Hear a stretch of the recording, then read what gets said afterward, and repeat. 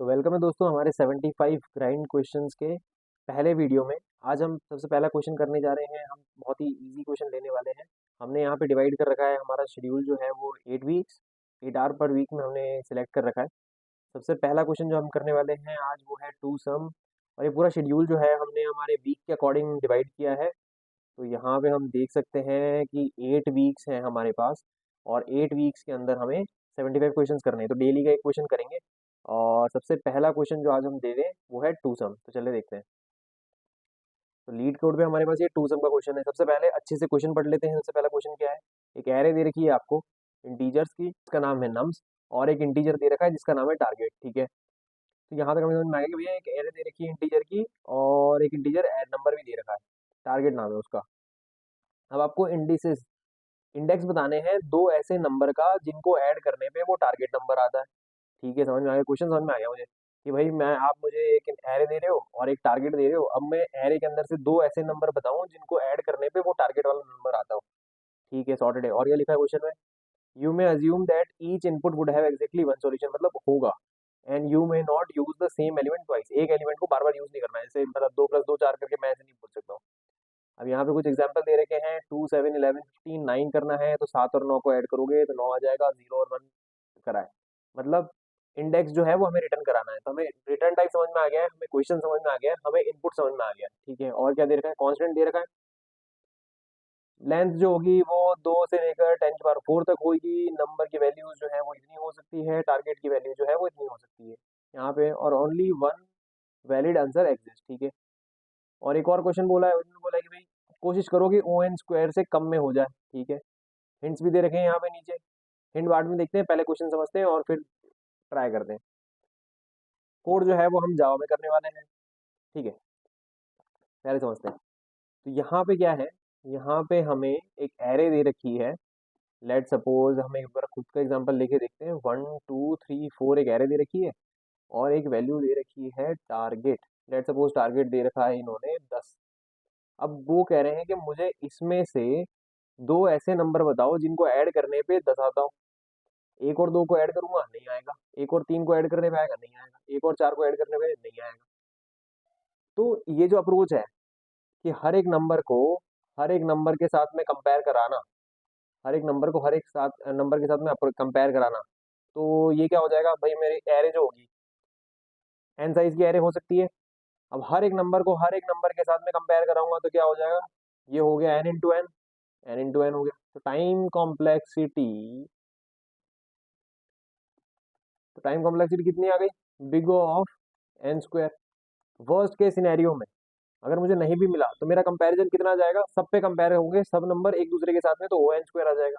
भाई ये तो बहुत गंदा हो जाएगा, क्योंकि यहाँ पे इन्होंने लिखा भी है, क्या लिखा है यहाँ पे इन्होंने कि कोशिश करो एन स्क्वायर से कम में करके बताने की, come with less than the O N square. ठीक है, एक और अप्रोच देखते हैं, इसको हटाते हैं। अब हमें समझना है कि हम एक काम करते हैं, इसी का एग्जाम्पल लेके समझते हैं। इनका एक एग्जाम्पल ले लेते हैं हम, 2 7 11 15 और 9 वाला। ठीक है, कैसे लेंगे? एक एरे बनी हुई है, क्या नंबर है? 2 7 11 और 15, और टारगेट नंबर इन्होंने दे रखा है 9। ठीक है, 2 7 11 15 और टारगेट दे रखा है 9, और आंसर आना चाहिए 0 और 1। ठीक है, अब अपन क्या करेंगे? एक तरीका तो ये है। अब अगर हम डायरेक्टली ह्यूमन अगर सॉल्व कर रहा है क्वेश्चन तो क्या करेगा? देखते बता देगा कि भाई 2 है, 7 है, ऐड कर लो 9 आ जाएगा। ठीक है, पर अभी अपन को यहाँ पे क्या करना है? अपन को सॉल्व करना है। तो सॉल्व करने के लिए हमें कोड क्या लिखना है वो हमें देखते हैं। ठीक है भाई, कोड में क्या होना चाहिए?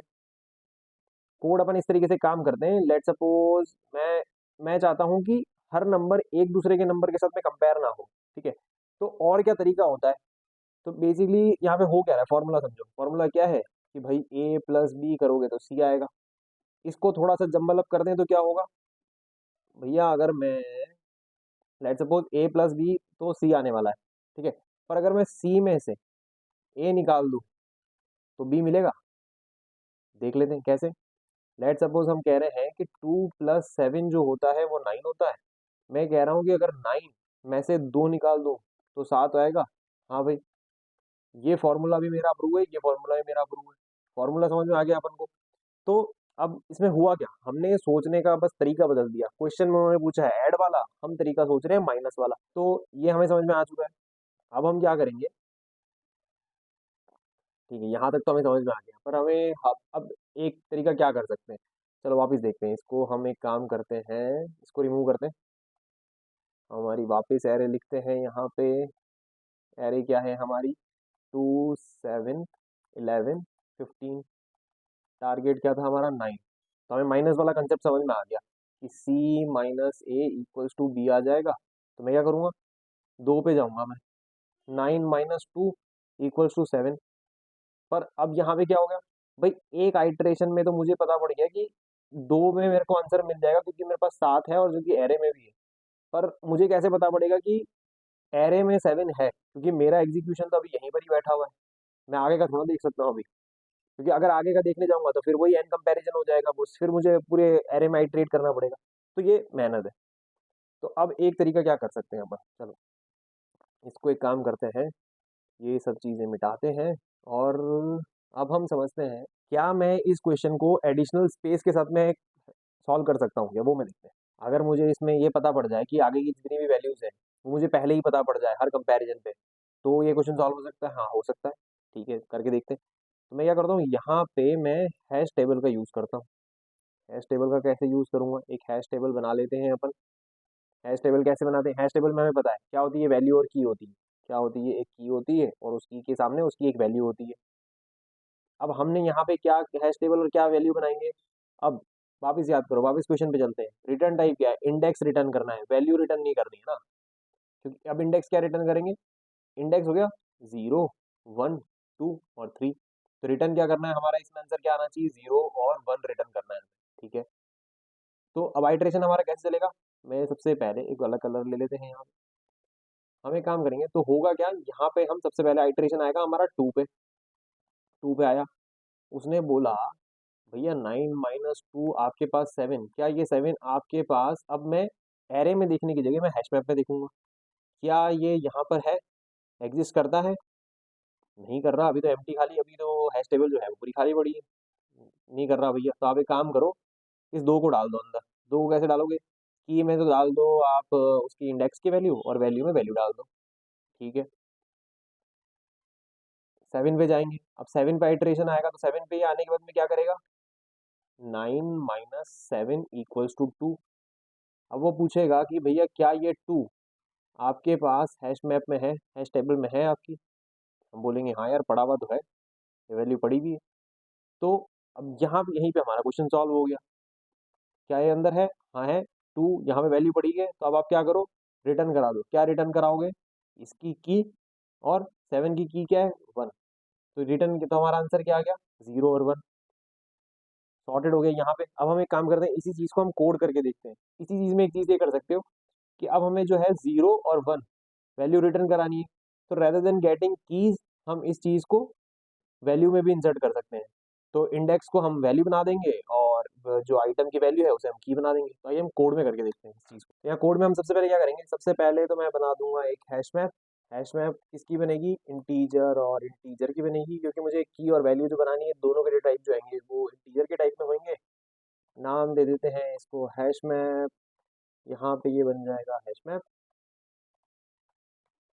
ये हो गया।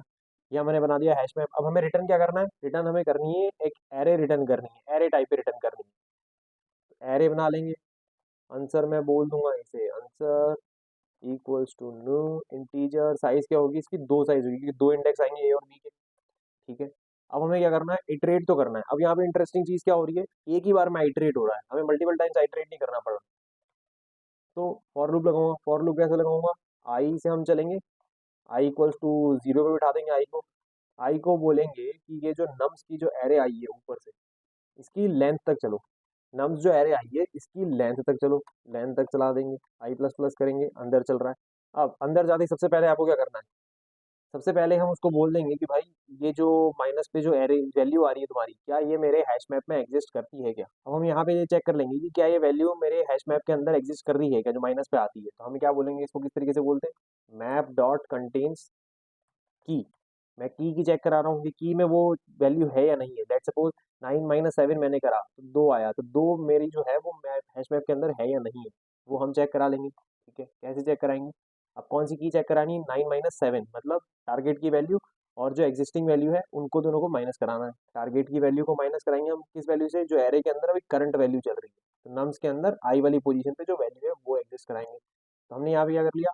अब अगर ये है, लेट सपोज 9 माइनस 7 2, अब 2 एग्जिस्ट कर रहा है, तो सिंपल से क्या करना है, सिंपल तरीका क्या करना है, अब हमें आंसर मिल चुका है, अब आप रिटर्न करा दो। कैसे रिटर्न करा दो?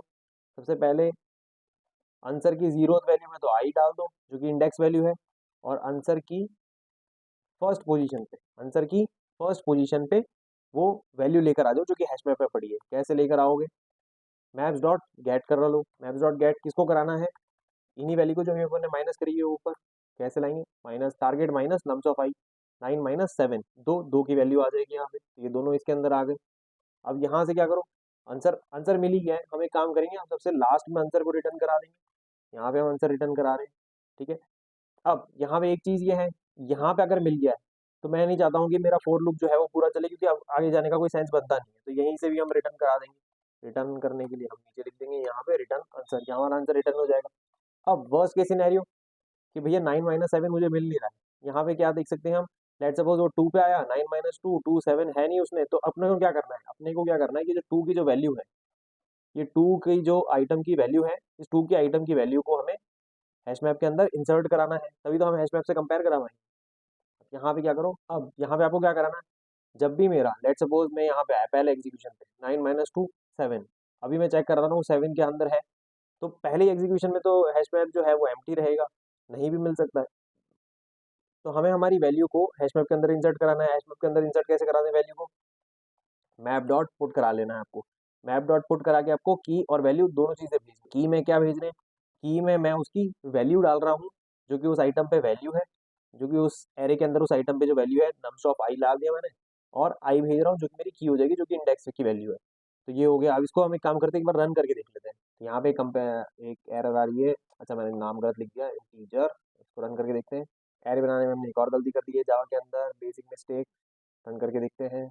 एक और मिस्टेक, यहाँ पे हमने लिख दिया है मैप्स, इसको एस को हटाएंगे, रन करके देखते हैं। होपफुली अब चल जाना चाहिए। तो अब हमारे पास यहाँ पे सारे केस जो हैं वो एक्सेप्ट हो चुके हैं। यहाँ पे ये चल रहा है, ये भी आ गया है 3 to 4 6, ये सारी चीज़ें हमारी चल रही है। हम इसको सबमिट करके देख लेते हैं।